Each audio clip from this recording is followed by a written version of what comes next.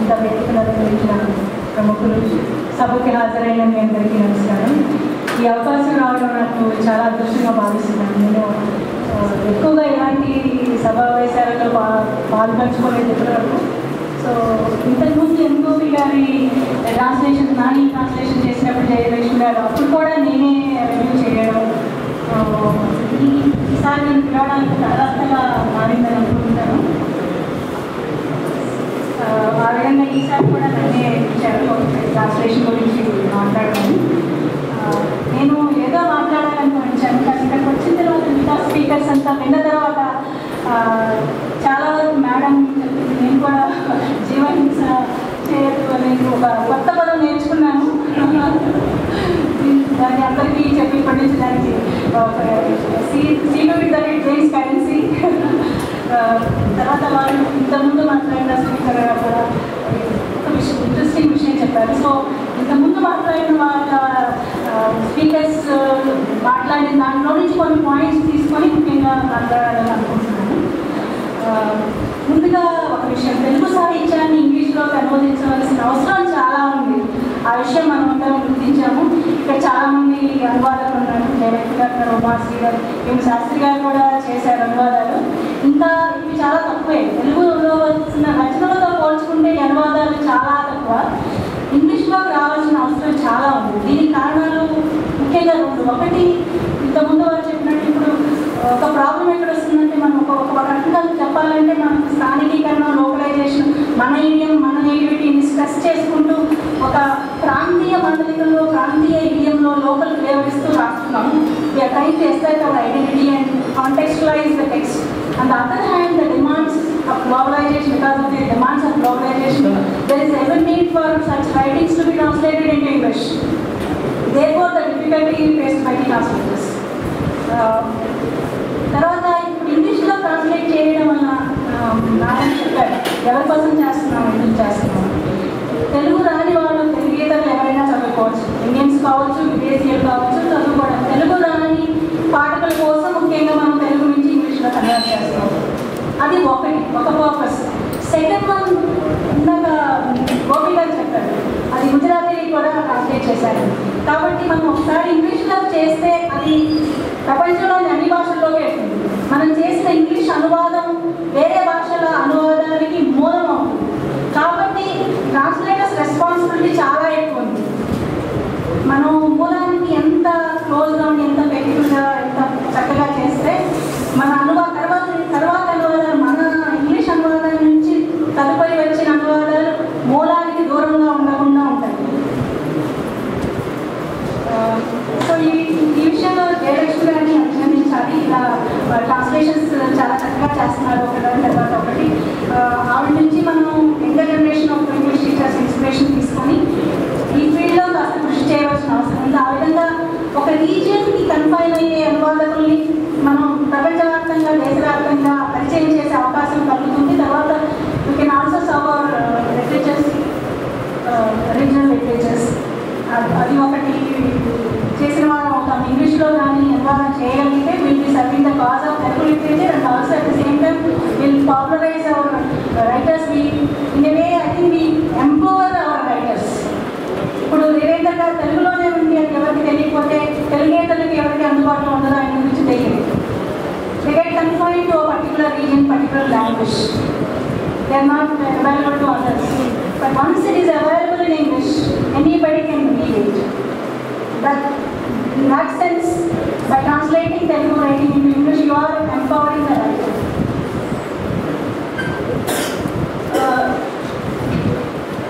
ఒకటి, అనువాదం గురించి మాట్లాడే ముందు మూలం గురించి మాట్లాడాలి. రెండు భాషలు వచ్చిన వాళ్ళకి మూలం అనువాదం ఇస్తే న్యాచురల్లీ మూలాన్ని చదువుతాము. తర్వాత అందరికీ తెలిసిన విషయం, మూలాన్ని చదివే వాళ్ళకి అనువాదం నచ్చదు. కాకపోతే అనువాదం చేసింది మూలం వచ్చిన వాళ్ళ కోసం కాదు, మూల భాషలో ఉన్న కవిత్వాన్ని, రచనని చదవలేని వాళ్ళ కోసం మనం ఇంకొక భాషలో చేస్తాం.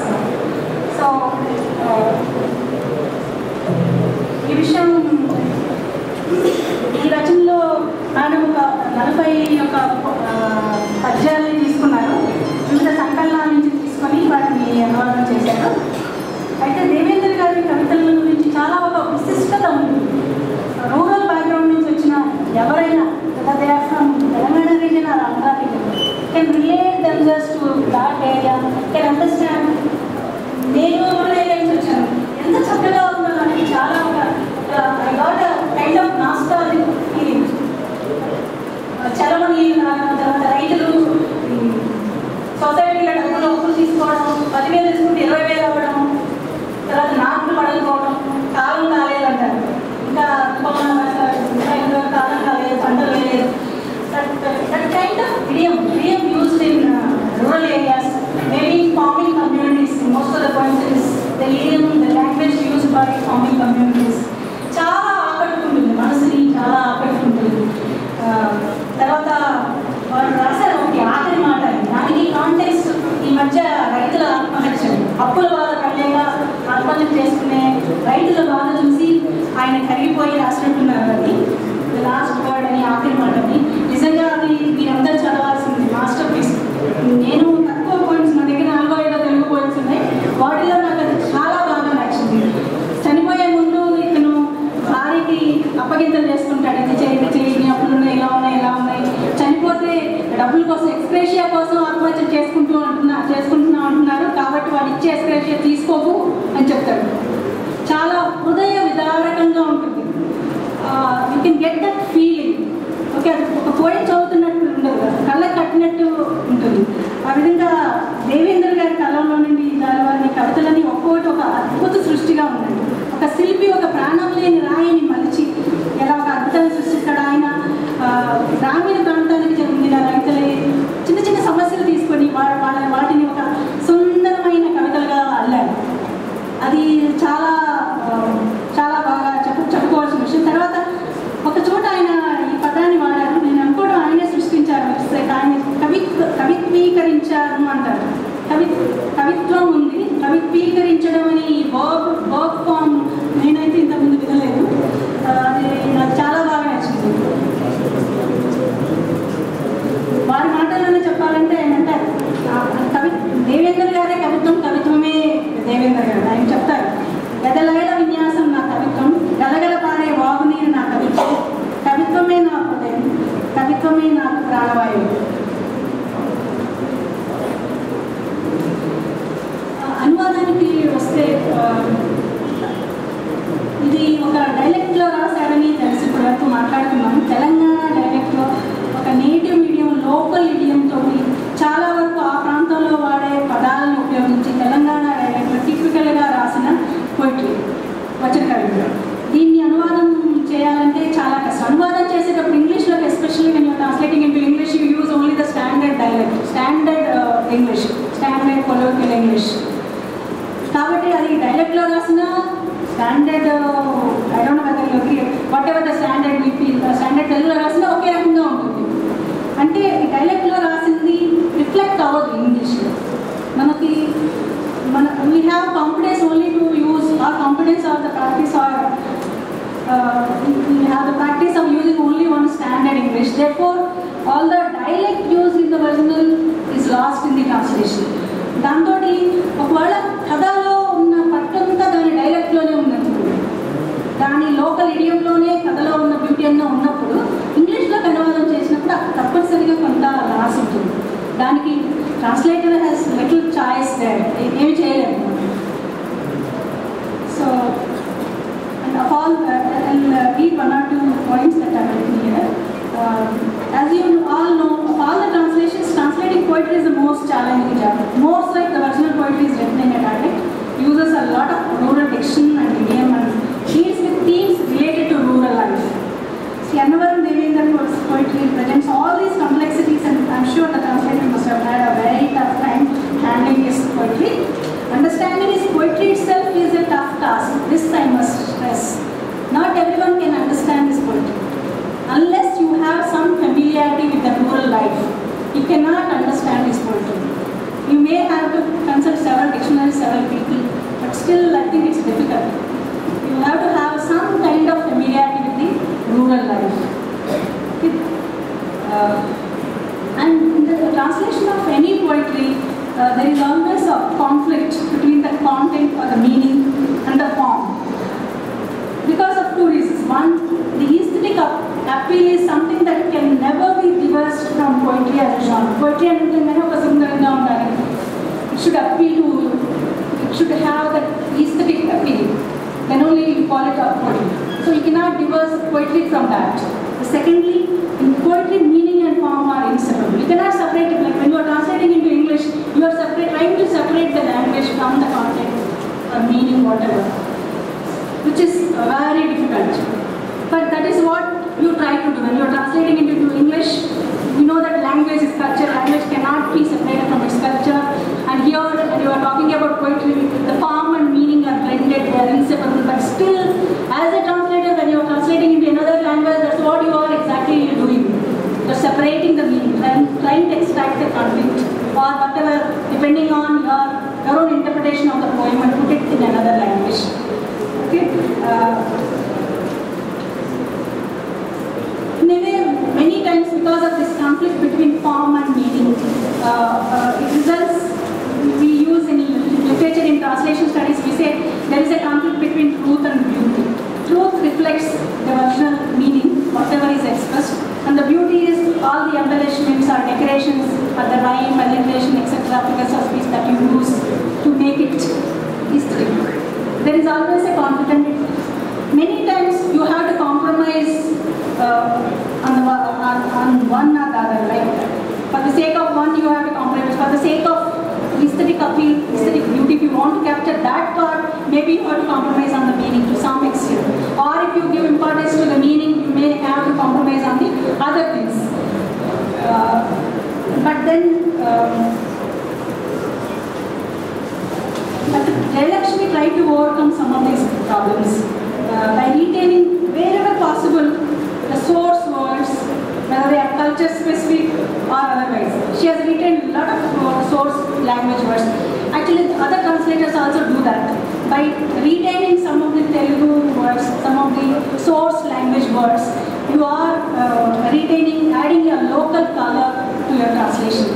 Local flavor or local color, whatever you call it. For instance, in Battumala Chettu, she uses these words. I'll read a stanza from that. A secret meeting ground for friends, an atta to hold a dialogue, a rasta widely known, a chaurasta is this jasmine tree. Atta, rasta, chaurasta. And then she also tried to retain many onomatopoeic words like sounds imitating the natural sounds of drum beats or any other like for the drum beats she has used dedekadam, and for pumping the hand bowel, glug, glug, glug, the sound that it makes when you are using this hand bowel. So certain other things also she has retained, thereby she has added a local vowel. At the same time she has tried to be close as she can to the original. On the whole, I can say that this translation is a very close translation. She has not taken any freedom or any liberty. For sake of whatever, she has kept herself very close to the translation. You don't find any deviations anywhere. So, as a result, the poems read as independent poems. If you keep the original aside and read the English translation, you find that the English translations are readable, smooth, and they can be taken as independent poems written in English. And she has also tried to create a kind of, exactly the same kind of music you cannot create when you are operating with another language. When you are translating to English, you cannot retain the original rhyme or the alliteration or the repetition. A lot of repetitions, and one thing I found in Devendra Gari's writing is some kind of symmetry in the stanzas. Like first line and second line, they end with na kavitvam, and third and fourth, they begin with na kavitvam and na kavitvam. This kind of a structure I found in several poems and in several stanzas.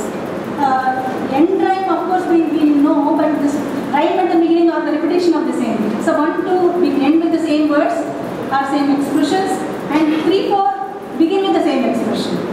That kind of cohesion, bringing into the poetry. This is something new. Maybe because I am not so used to reading Telugu poetry, but I found it very interesting to read such things. So, Jayalakshmi Garu also tried to create some kind of a music in English by going for end rhyme, internal rhyme,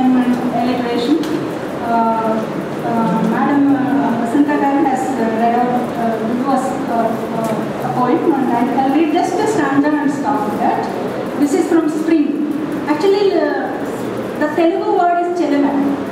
When I saw the title, I didn't know what it meant, Chellima. Then when I read it, then it is Chelama. I know it as Chelama, but while writing maybe Chellima. One beauty of Devendra's writing is generally when you are writing a dialect, when you are writing whatever the dialect, half the features of the dialect cannot be reflected. In writing itself, some of it is lost.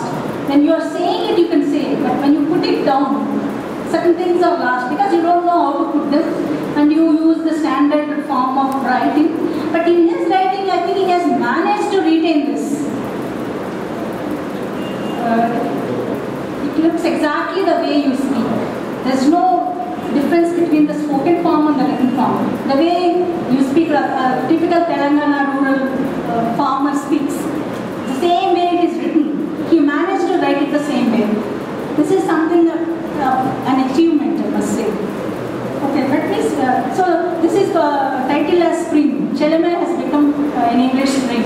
Sometimes, the specific terms become general and general terms become specific. In translation, this is nothing but common. Let me read this. Like a goblet shaped artistically, a slipper fashioned skillfully, as a sari woven beautifully, I watch as I weave. This is how many a time she has tried to create some kind of music, either using internal and alliteration. So we must